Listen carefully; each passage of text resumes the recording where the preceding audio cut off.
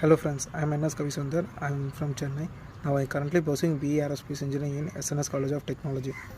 Now I should talk about my article.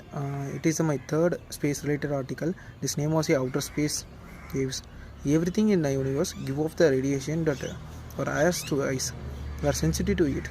We could hear the air, see our spectrum light that we actually precise the very small. Compared to the very large spectrum of available light ranging to a gamma rays are today radio waves. Signal that can be passed or converted to sound make up only the part of the spectrum that way of people to animals have hear the sound, and the sound waves travel through the air and eventually death to the ear. Inside the ear bounce to against air, which hence the vibrate, and those vibration pass through small bones in the ears and it causes small heat to the vibrate. The hair act like they will alternate and convert the vibration. It will be electrical signals. The electric signal will be radiation of gamma rays. It will be thrown to and pass it the brainstem to interrupt the sound waves.